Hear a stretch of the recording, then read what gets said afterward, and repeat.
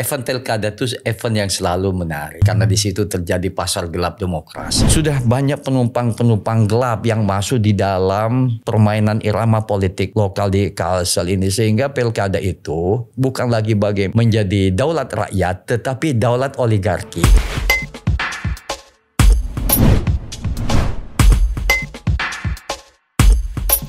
Bismillahirrahmanirrahim. Assalamualaikum warahmatullahi wabarakatuh. Teman-teman, alhamdulillah tetap ada di channel ini, channel yang ingin terus-menerus menegakkan kewarasan, meninggikannya, menyebarluaskannya.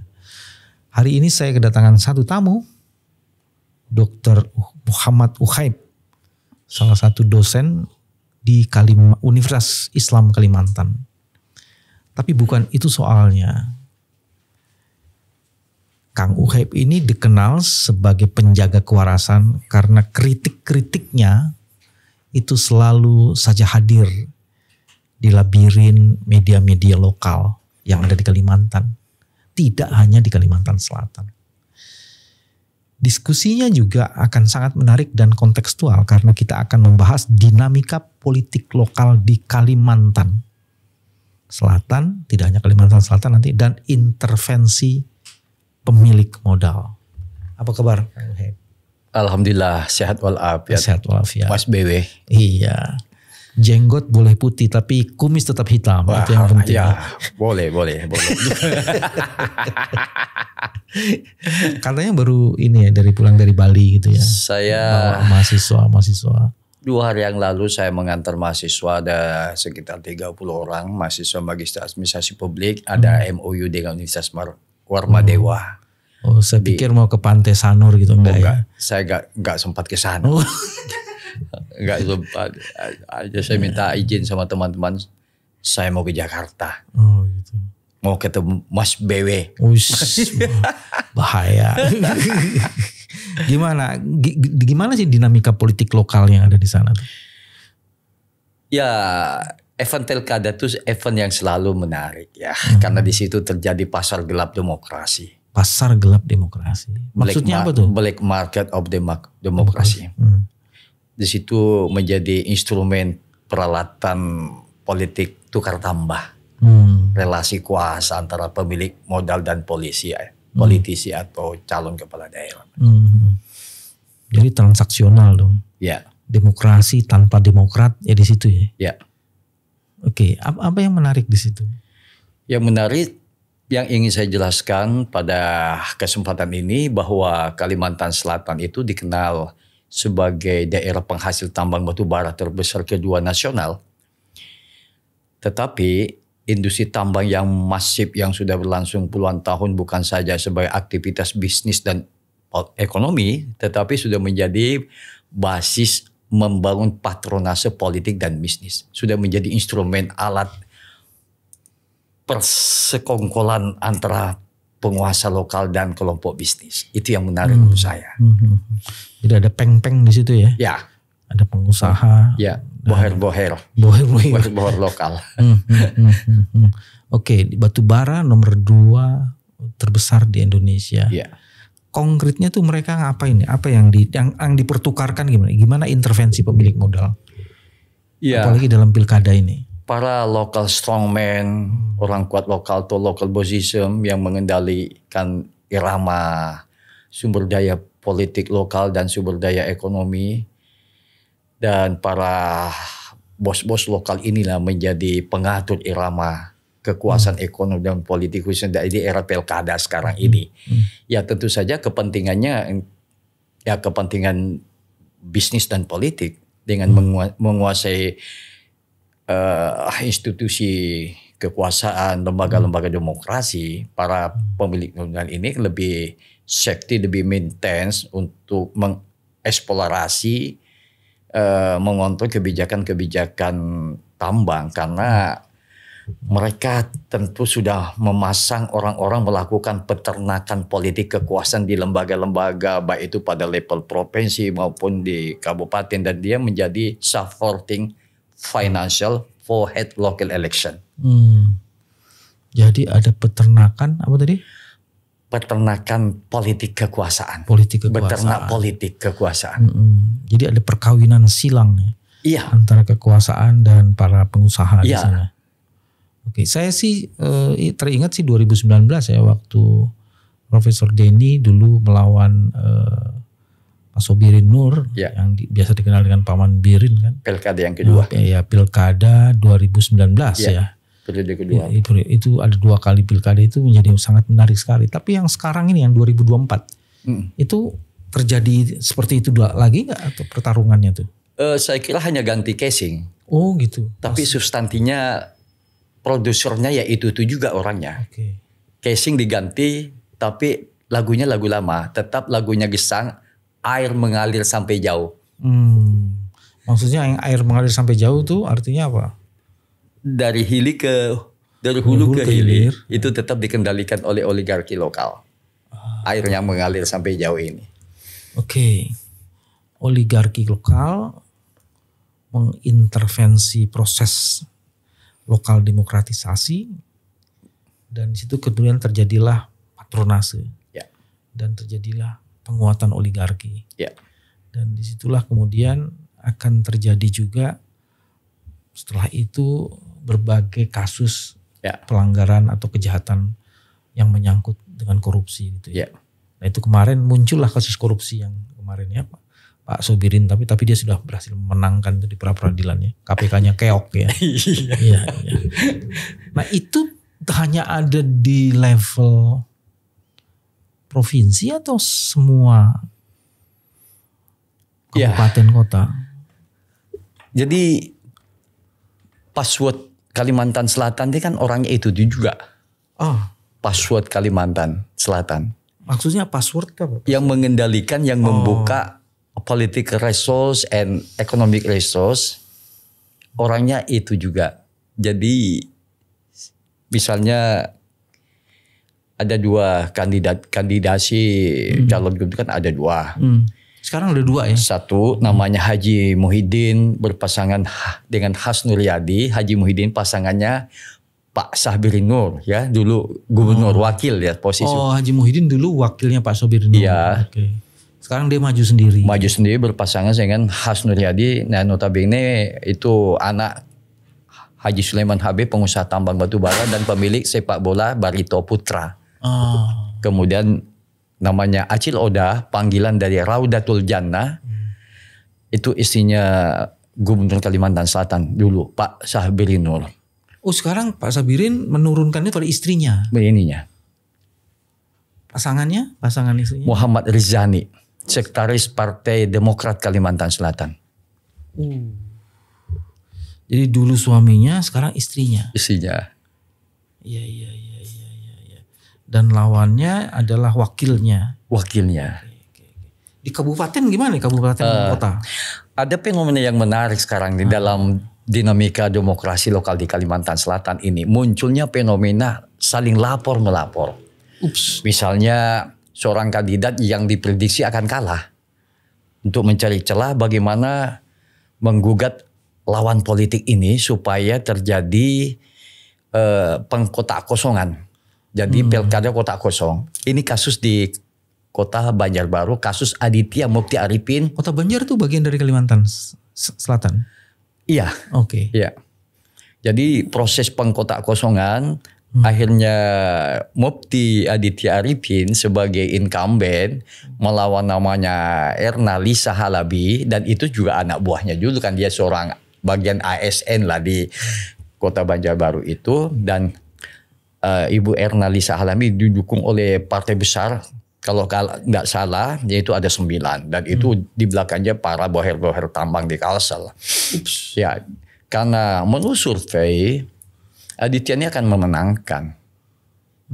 Jadi dalam strategi bagaimana proses kotak kosong itu dilakukan, maka wakilnya Lisa Halabin namanya Wartono melaporkan ke Bawaslu. Wartono ini dulunya adalah wakilnya Aditya Mukti Arifin ketika wali kota. Nah, jadi fenomena. Akhirnya menurut Bawaslu bahwa cukup alat bukti untuk mengeliminasi dari pencalonan. Istilahnya diskualifikasi. Yang kedua kasus Kabupaten Banjar. yaitu Saidi Mansur, yaitu incumbent, melawan namanya Saifullah Tamliha, politisi dari P3 yang sudah berkali-kali jadi anggota DPR Pusat. Tamliha melaporkan Saidi Mansur bahwa terjadi penyalahgunaan wewenang kekuasaan dan melanggar undang-undang pemilu ya. Nomor pasal 71. Pasal 71 tahun 2016. Pasal 10 tahun 2016. Iya. Tetapi menurut Bawaslu tidak cukup alat bukti untuk membatalkan pencalonan ini. Itu yang di mana? Itu yang di mana? Kabupaten Banjar. Kabupaten Banjar. Oh, jadi ada Kota Banjar, ada Kabupaten Kota Baru dan Kabupaten Banjar ya. Kota Banjar Baru. Kota Banjar Baru. Wali kota. Ada Kabupaten Banjar Martapura. Kabupaten Banjar, Kota Banjar gitu. Ya, dan terakhir yang lagi rame ini adalah Kabupaten Hulu Sungai Tengah. Itu di mana? Itu di Kabupaten Hulu Sungai Tengah, dari Banjarmasin 4 atau 5 jam. Masih di Kalimantan Selatan. Kalimantan Selatan. Incumbent Aulia Oktaviananda Aulia itu incumbent melawan seorang yang sesungguhnya orang ini lawan politik ini gak populer, tapi ada backup kuat di belakang dia karena survei kandidat ini sangat tinggi, 73%. Jadi ini satu strategi bagaimana mengkotak kosongkan, mengeliminasi sama kasus dengan Aditya, Kota Banjarbaru. Nah, jadi cuman tidak cukup alat bukti untuk menggugurkan pencalon ini. Karena waktu itu beberapa yang lalu saya menjadi saksi ahli dengan pertanyaan yang banyak sekali. Di itu ya, Kabupaten apa tadi? Hulu Sungai Tengah. Hulu Sungai Tengah. Hulu Sungai Tengah. Okay. Hulu Sungai Tengah. Alhamdulillah hari ini keluar keputusan menolak gugatan 02 lawan politik dari Aditya. Aulia. Iya. Jadi gagal, sama gagalnya Kabupaten Banjar. Yang sukses itu hanya Kota Banjarbaru. Ini fenomena yang kemarin dalam kontestasi demokrasi saat ini di Kalimantan Selatan. Oke.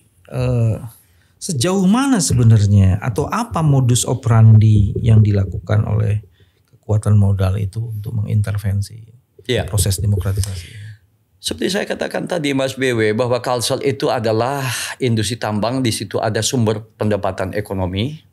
Ya, Kabupaten Hulu Sungai Tengah salah satu bupati yang tidak mengizinkan eksploitasi sumber daya alam karena di situ ada bentangan Gunung Meratus. Gunung Meratus ini melewati 3 kabupaten, Hulu Sungai Selatan, Hulu Sungai Tengah, dan Hulu Sungai Utara. Nah, orang menyebut bahwa Kalimantan ini paru-paru dunia. Dan Gunung Meratus ini memiliki kalori yang sangat tinggi, berkualitas tinggi batu bara. Kalau nggak salah 7 atau sampai 6 sampai 7 batu bara juga situ batu ya? bara. Nah, Aditya sebagai bupati dia tidak mengizinkan itu untuk dieksploitasi gunung ini. Kemudian juga ada resistensi dari masyarakat lokal, khususnya warga komunitas Dayak, kemudian tekanan dari Walhi, sehingga para kelompok bisnis batu bara ini tidak bisa masuk. Nah, oleh karena itu, karena ini momen pilkada, maka kelompok-kelompok oligarki ini menempatkan orang-orang yang bisa mengalahkan si Aulia ini dengan harapan menang. Dan kalau menang, maka proyek-proyek untuk pengeksploitasi sumber daya alam yang hancur-hancuran di Gunung Meratus itu bisa berhasil. Artinya ini sebetulnya itu calon bupati boneka aja menurut saya. Mudah-mudahan asumsi saya salah, tetapi saya meyakini itu. Dan masyarakat sudah tahu sebetulnya kelompok atau kekuatan bermain di belakang semua skenario-skenario ini. Jadi intinya ini kepentingan bisnis. Oke. Ya. Kang Uheb, kalau tadi dikemukakan semua itu seolah-olah hanya kapital yang bekerja, penegak hukum ada di mana di situ? Aduh, kalau sudah bicara soal di mana, kenapa para penegak hukum ini nggak hadir? Dan itu bukan cerita baru bagi warga Kalimantan. Hadir diam-diam menyelinap sudah masuk. Iya, bisa jadi bagian dari kekacauan, kebrutalan dari eksploitasi tambang batu bara. Karena semua orang tahu sudah. Mining exploitation itu banyak sekali kepentingan yang bermain di situ ya. Ya aparat institusi, ya tentu saja personal ya. yang bermain dengan itu karena lingkaran jaringan oligarki ini bukan hanya melibatkan pengusaha, tapi di situ ada kekuatan-kekuatan aparat yang bermain di lingkaran tambang batu bara ini. Ini kan sumber pendapatan yang luar biasa, miliaran duitnya, triliunan duitnya. Tentunya orang semua tergiur melihat potensi batu bara di Kalsel. Jadi bicara soal aparat di mana ya? Bagaimana bicara soal aparat juga bagian dari rejim batu bara ini? Baik. Nah, kalau tadi ada pemain-pemain yang menjadi bohir, yang menjadi bagian dari kekuasaan, dari aparat. Jadi bagaimana dengan posisi penyelenggaranya? Kan ada KPU, ada Bawaslu. Mereka itu ada di mana? Menegakkan aturan atau dia menjadi instrumen dari kepentingan dari pasar gelap tadi? Ya sebetulnya KPU dan Bawaslu menjadi penyelenggara yang harus independen, fair dan tidak bisa diintervensi oleh kepentingan kelompok tertentu di luar kepentingan proses pilkada. Tetapi agak susah memang Mas BW, karena di situ saya katakan jaringan yang kadang yang direkomendasikan menjadi anggota KPU provinsi itu kan dari partai politik juga. Kemudian juga Bawaslu pada level provinsi juga, kabupaten juga sama. Jadi ada pesanan-pesanan dari partai politik, kemudian pesanan dari penguasa lokal menempatkan orang-orang itu ya. Jadi dengan menempatkan orang-orang beternak di lembaga di rejim pemilu ini ya tentu bisa menskenariokan semua kehendak kepentingan para kelompok oligarki itu. Jadi KPU saya melihat ya, kita melihat kasus Pilkada 2019, kasus Mas Denny Indrayana melawan Syahbili Nur. Bagaimana hiruk pikuknya penyelenggara pemilu, laporan-laporan di Bawaslu tidak direspon sampai terjadi penghitungan suara ulang kan PSU. Jadi sebuah gambaran bagaimana praktik demokrasi di era kapitalisasi demokrasi di era demokrasi liberal ini sudah banyak penumpang-penumpang gelap yang masuk di dalam permainan irama politik lokal di Kalsel ini, sehingga pilkada itu bukan lagi menjadi daulat rakyat tetapi daulat oligarki. Ya, itu saya membaca dinamika politik lokal di Kalimantan Selatan nih. Uang tetap menjadi pengendali kekuatan dalam kontestasi demokrasi lokal dan memenangkan orang-orang yang diternak oleh para boher-boher lokal itu. Bagaimana menjelaskan itu dengan ada fakta tadi Kota Baru, Banjarbaru. Sekarang ya Banjarbaru, cuman yang kabupaten gagal. Kabupaten itu kan berarti penyelenggaranya mencoba menegakkan aturan-aturan kan. Terus di mana tadi yang satu lagi Hulu Sungai Tengah. Hulu Sungai Tengah juga kan ternyata ditolak. Artinya Bawaslu-nya mencoba menegakkan aturan kan ya. Di situ. Saya mencoba bicara agak teoritik ya. Kabupaten Banjar itu memang epicentrum eksploitasi sumber daya alam. Epicentrum. Iya. Oke. Tapi di situ local strongman yang ada di daerah itu lain. Jadi di situ banyak local strong. Ada wilayah roving bandit, ada stationary bandit. Itu menurut Mansur Olson, siapa yang menguasai wilayah Banjarbaru itu lain penguasaan di situ. Jadi local strongnya lain. Kalau di Banjarbaru itu juga lain juga. Jadi ada berbagai peran irama wilayah ini, pembagian wilayah kekuasaan. Nah, misalnya Banjarbaru itu kan sudah tahu yang mendukung ada 9 partai besar. Tentu di situ ada keterlibatan para boher-boher di situ. Nah, di Kabupaten Banjar ini boher yang lain lagi mungkin tidak terlalu banyak kepentingannya dalam konteks pilkada, karena saya tahu dia pure bisnis. Ya, you mau menang atau kalah nggak ada urusan bagi saya. Ya udahlah, fair aja lah bermain. Kemudian yang terakhir, Hulu Sungai Tengah ini sangat kuat kepentingan, ada koneksitas, ada channel frekuensi dengan Kota Banjarbaru. Ini satu jaringan oligarki, satu jaringan penguasa yang mengendalikan dua daerah ini. Jadi ini Banjarbaru, ini Kabupaten Banjar, ini Hulu Sungai Tengah. Nah, koneksi ini Banjarbaru dengan Hulu Sungai ini ada. Boher juga. Tetapi Kabupaten Banjar itu lain. Sehingga ya walaupun alasan tidak cukup bukti untuk melengsarkan kandidat Saidi Mansur sebagai incumbent ya. Tapi karena memang tidak ada terlalu kuat tekanan gitu ya. Kepentingan yang si Boher yang lain itu nggak ada di situ. Jadi ya sebetulnya ya agak cukup rasional juga sih yang Bawaslu yang Banjarbaru ini, ya Kabupaten Banjar ini sehingga tidak menggagalkan pencalonan incumbent ini. Jadi tetap ada pengaruh dari strongman, yang strongman itu sebagiannya adalah Boher gitu ya, yang menentukan independensi dan kekuatan dari penyelenggara pemilu di situ. I see. Ya kalau dia tidak punya kepentingan, maka insya Allah penyelenggara pemilunya itu akan melakukan pekerjaannya secara independen. Betul sekali. Kalau tidak berarti dia ada dalam pengaruh itu. Oke. Nah sekarang pertanyaannya, apakah hanya seperti itu saja penguasaan penyelenggara? Atau terjadi transaksi kayak vote buying gitu ya, terhadap orang-orang yang menjadi voters di wilayah itu. Terjadi nggak tuh vote buying? Iya, saya coba ingin mengumpulkan energi pikiran saya. Karena kalau bicara vote buying, saya ingin kembali ke kasus Pilkada 2019 Gubernur. Karena saya terlalu banyak mengkritik praktik vote buying, saya mendapatkan surat somasi dari salah satu calon gubernur waktu itu lewat kuasa hukumnya. Akhirnya terjadi satu PSU. Dari 13 kabupaten kota yang saya survei, vote buying itu paling tinggi di Kabupaten Banjar, Martapura, yang dikenal sebagai Serambi Madinah atau Serambi Bekah, itu daerah kawasan pesantren. Tetapi sangat kontradiktif. Justru vote buying paling tinggi, 60. Kawasan pesantren di Martapura, tapi vote buyingnya tinggi. 64%. Apa itu sebenarnya? Bagaimana menjelaskan relasi agama dengan politik? Ya, politik is politik, agama di masjid. Pengajian ya.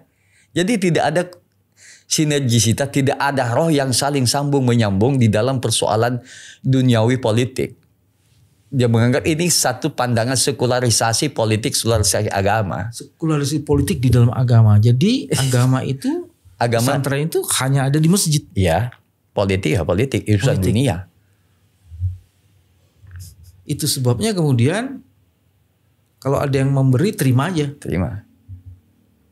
Bahkan yang lebih konyol lagi, tokoh-tokoh agama juga bisa menerima itu. Berarti permisivitas terhadap korupsi tingginya luar biasa. Luar biasa, Kalsel tinggi, 64%. Dalam situasi kayak gitu, apa yang bisa diharapkan dengan proses demokratisasi? Ya nggak ada. Apa gunanya pilkada? Ya, pilkada omong-omong. Omong-omong aja. Iya.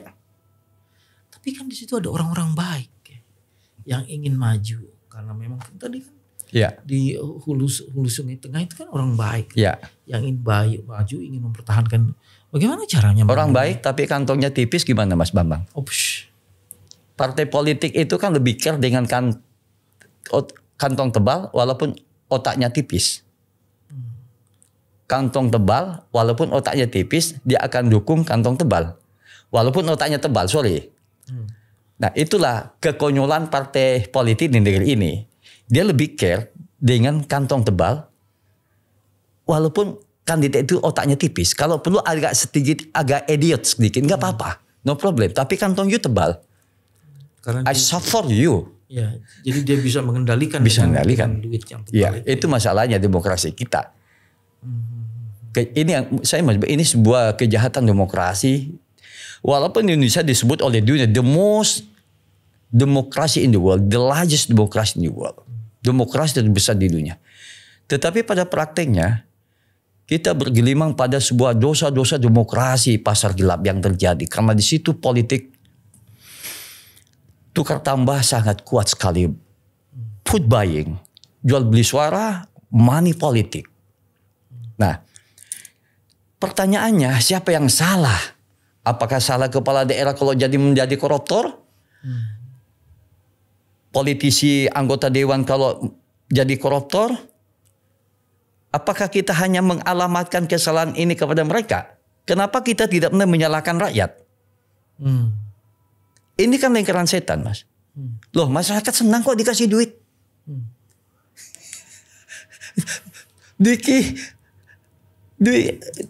Ini duitnya. Ya, jadi ini bagi masyarakat bawah, Pilkada itu dianggap momen bagi-bagi rezeki kayak malaikat Mikael membagi rezeki gitu loh. Dan uang 100.000, 200.000 itu sangat berharga bagi masyarakat bawah. Bisa beli beras, bisa beli gula. Ya, jadi Mas Bambang, yang mana kita mau salahkan, Mas? Kan ini satu situasi yang terstruktur sistemik, Mas. Dari satu sisi ada dilema ya. Kita perlu pemimpin, tapi sistem yang ada tidak memungkinkan dipilih pemimpin yang baik. Iya. Kebanyakan pemimpin yang baik duitnya tipis. Ya, walaupun otaknya tebal. Otaknya tebal, tapi kemudian dia tidak bisa membiayai seluruh proses yang dia ingin ikuti. Itu sebabnya dia akan berhadapan dengan kantong tebal yang otak tipis. Hanya membuka struktur kesempatan intervensi pemilik modal. Ini yang disebut political decay system, pembusukan sistem politik. Oke. Sekarang pertanyaannya kan itu harus dilawan. Iya. Jadi bukan masalahnya itu, dengan masalah itu apa yang bisa kita lakukan? Iya. Apa opsi alternatif dan solusi taktikal? Kalau bisa sistemik sih untuk mengatasi. Saya di mana-mana selalu bilang dosa besar kekacauan politik demokrasi adalah partai politik. Karena partai politik sudah menjadi arena peternakan politik dinasti, famili, dan arena peternakan politik kekuasaan. Kemudian juga undang-undang partai politik itu harus diamputasi, diperbaiki. Yang kemudian juga kesadaran politik warga juga perlu ditingkatkan. Literasi politik, political literacy, dan civic education, pendidikan politik warga negara. Seharusnya ini tanggung jawab partai politik juga universitas. Tetapi celakanya para akademisi itu memilih diam. Silent culture. Kampus menjadi depolitisasi. Mahasiswa mana suka ngomong politik. Mahasiswa lebih senang kok Indonesia main sama siapa malam ini dengan Jepang. Indonesia lawan siapa. Jadi mahasiswa juga sebagai generasi yang diharapkan Jepang itu kehilangan orientasi intelektual. Jadi fungsinya FISIP di mana itu? Saya udah bilang sama Ibu Husnul Mar'iyah dalam sebuah podcast saya, dalam sebuah diskusi Zoom, sebaiknya Fakultas Hukum di negeri ini itu dihapus, kemudian juga FISIP. Kasihan para profesor itu, karena sepertinya memang tidak menjadi bagian dari proses demokrasi. Yang mengendalikan adalah duitokrasi. Duit menjadi akidah dalam berpolitik kita. Ya, jadi duit sudah menjadi yang mendrive kekuasaan. Jadi kita ini sudah menyembah berhala duit ini. Perbaikan sistem politik itu perlu waktu. Membangun literasi, public virtual consciousness itu juga perlu waktu. 27 November akan ada pilkada. Intervensi breakthrough-nya apa? Ya, seperti kita nih diskusi pada hari ini. Sebetulnya bagian dari sebuah kesadaran politik. Karena yang kita bicarakan ini bukan teknis bagaimana membuat jembatan. Bagaimana teknik pengaspalan jalan raya. Yang kita bicarakan ya bagaimana membangun worldview, state of mind. Kesadaran berpikir yang masyarakat, pandangan-pandangan politik. Dan komponen masyarakat, elemen-elemen demokrasi, partai politik, kampus semua. Itu harus bicara. We are talking about the political practice in Indonesia. Kita nggak boleh diam. Kalau kita diam sebagai akademisi, sebagai dosen, itu dosa. Karena kita menjadi the servant of God, pelayan Tuhan. Ini ja'ilun fil ardi khalifah. Khalifah itu the servant of God ya. Jadi kita wakil Tuhan di muka bumi ini mewartakan keadilan dan kebenaran. Dan itu memang proses panjang ya, bukan cerita hari ini, sore ini di podcastnya Mas Bambang semua kita menjadi Vanesia, obat mujarab kayak Panadol sakit kepala kita telan habis. Tapi ini satu proses perjuangan jangka panjang yang terus menerus oleh anak bangsa ini, dan kita sama-sama memiliki tanggung jawab moral khususnya bagi para akademisi. Oke. Sekarang kalau Kang Uheb diberi kesempatan untuk bicara dengan seluruh pemilih menghadapi transaksional within democratization proses ini, apa yang mau diucapkan kepada masyarakat? Ini kan kita kan waktu terbatas. Yeah. Akademisi harus bergerak. One of the academicians Kang Uheb di sini kan, Dr. Uheb. Apa yang mau diomongin sama masyarakat? Saya setiap memberikan kuliah selalu saya bicara soal ini, khususnya anak-anak mahasiswa. Warga negara Indonesia, warga negara Kalimantan Selatan, jangan kita menjadi semata-mata menjadi peralatan kontestasi elektoral. Jangan masyarakat hanya dimobilisasi, datang pakai sandal jepit, sarungan, datang mencari TPS. Saya coblos yang mana ya? Sesuai instruksi tadi malam, saya nggak dikasih duit, saya mencoblos sekian. Itulah yang diklaim oleh dunia. If you want to learn about democracy, please come to Indonesia. Karena Indonesia itu elektabilitas pilkada itu paling tinggi di dunia, Mas. Jadi istilah political participation bagi warga negara just 5 minutes in the box. Jadi hanya 5 menit kita di dalam kotak suara mencoblos ini itu. Itulah yang disebut partisipasi politik. Betapa konyolnya, dan partai politik itu hanya menemui menyapa masyarakat ketika mau pilkada, mau pileg lain sebagainya. Setelah all positif, setelah terpilih, khususnya anggota dewan, dia lupa. Loh, saya sudah bayar kalian kok. Saya kasih sarung, saya kasih sembako. Ngapain nagih-nagih ini? Nah, ini saya katakan, ini sebuah sistemik yang terstruktur di negeri ini. Dan menurut saya ini kejahatan demokrasi dan lebih jahat dari praktek demokrasi zaman Orde Baru menurut saya. Ada yang bilang bukan lebih jahat dari praktek demokrasi, lebih jahat dari pelacuran katanya. Iya. Ini POC baru, cara-cara POC baru. Nah, proses pembodohan masyarakat atas nama kedaulatan rakyat. Tapi yang sesungguhnya ada duitokrasi. Duit semua yang menggerakkan ini bukan kedaulatan rakyat, bukan daulat rakyat. Oke. Sekarang nih, saya turunin lagi. Ada orang datang membayar duit. Apa yang mesti dilakukan oleh masyarakat? Terima? Tolak? Apa?